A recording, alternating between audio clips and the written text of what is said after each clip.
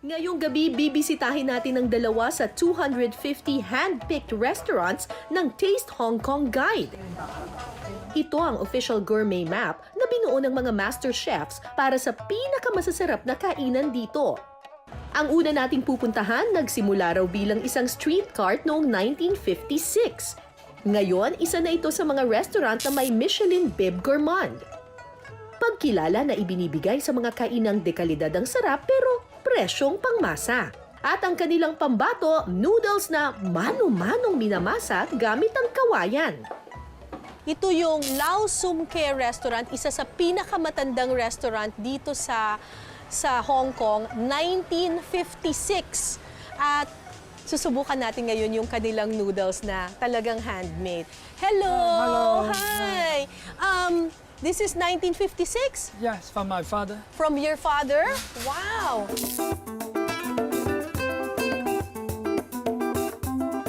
Nagsisimula ang proseso sa paghahalo ng mga sangkap para sa noodle dough.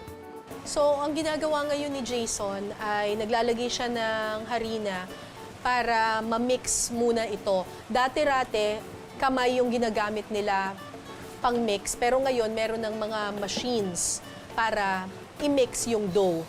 Para mabilis at makuha ang tamang consistency, machine na ang ginagamit nila sa paghahalo ng dough. Oh, wow! This is a lot of eggs. Ang alkaline water kasi ang nagpapatibay sa dough para sa perfect na texture ng noodles. Oh. So, dati-rati raw, it will take him 30 minutes to be able to mix it. Ngayon, less than 1 minute na lang dahil dito sa machine na ito. Pero, kahit na meron ng mga makina para gumawa ng noodles, meron pa rin isang importanteng proseso sa paggawa ng noodles na hindi makina ang ginagamit. So dito sa prosesong ito, ipa-flatten na nila yung noodles. Sabi sa akin ni Jason, mas maganda pa rin daw yung traditional way because the traditional way makes the noodles more elastic. So we can use the bamboo push this. To push it, okay. Now, I show you. Okay, okay. Show you first.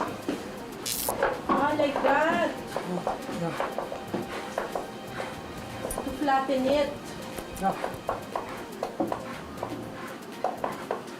Parang may ganito rin sa atin. Sa Batangas, may ganito rin. Yung gumagawa ng lomi, ganyan din eh. Tapos sa Pilipinas, ang tawag dyan, pangangabayo. Mapapansin nyo rin yung dough niya. Medyo may pagka-crumbly siya ng konti kasi hindi masyadong maraming tubig ang nilagay. Ang nilagay talaga nila, lamang talaga siya sa itlog. You want to try it? Oh, okay, okay. Okay, susubukan ko raw. First, sit on the. Sit so, here, yeah, sit on here. the bamboo. Like this? Yeah. Okay. Yeah. do it. Like that? I put And both together. feet here? Yeah. Okay. And up and down. Like that? Yeah. Yeah.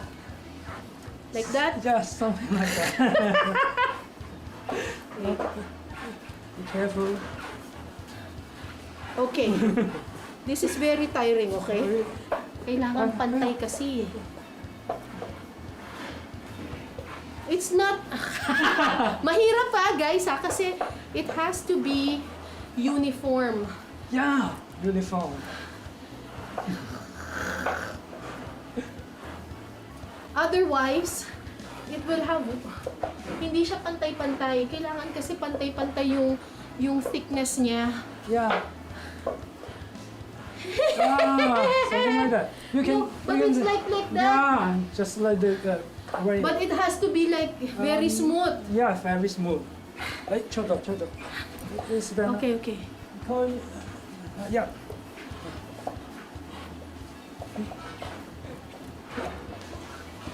It's still not uniform. Yeah, because Still not good. your first time. It's my first time. Yeah. Okay, you do it. Okay. Ang hirap niya. Mukhang hindi tumalabang diskarte ko ah. Ah, hindi pala nakahang pala yung paa.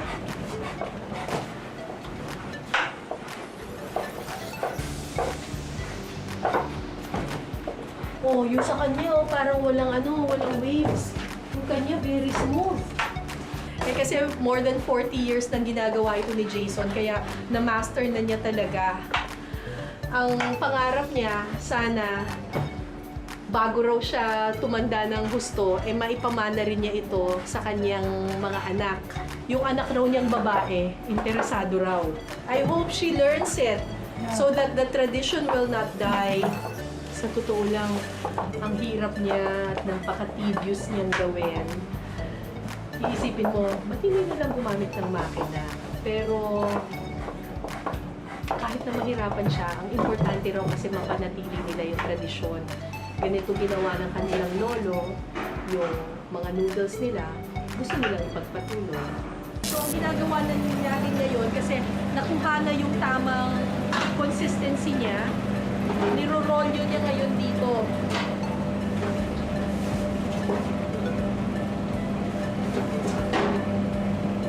Ito ngayon, mamaya, hihiwa-hiwain nito para maging noodles na.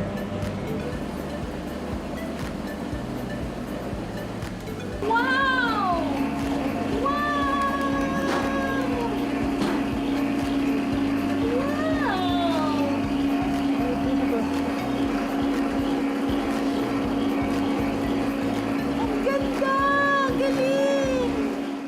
Hanggang sa paghahati ng noodles, mano-mano pa rin. And I am a young boy. My father teach me how to pack it in each one by one. Mm-hmm. 1, 2, 3, 4. Okay. But we have the easy one. 1, The white. 2, 3. Like that? No. Okay. Again. Okay. 1, 2, 2. 3, something like that. Okay. Okay.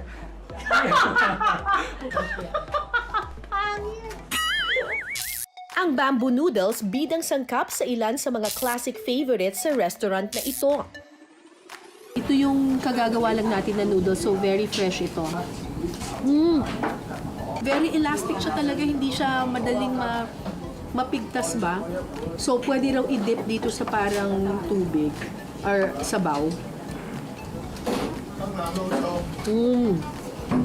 Simple-simple lang siya yung sauce niya, parang bagoong.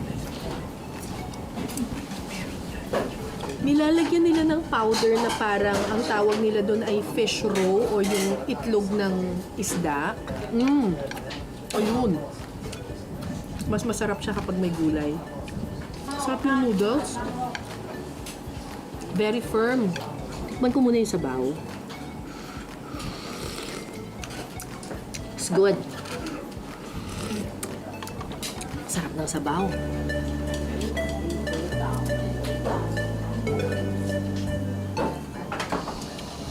Ang galing kasi iisipin mo, ang nipis ng noodles, siguro madali siyang magbe-break o mapipigtas. Pero hindi. Kaya naman talaga yung pinupuntahan dito sa restaurant na to, yung kakaiba nilang bamboo noodles. Kasi iba talaga kapag traditional way yung pagkakagawa.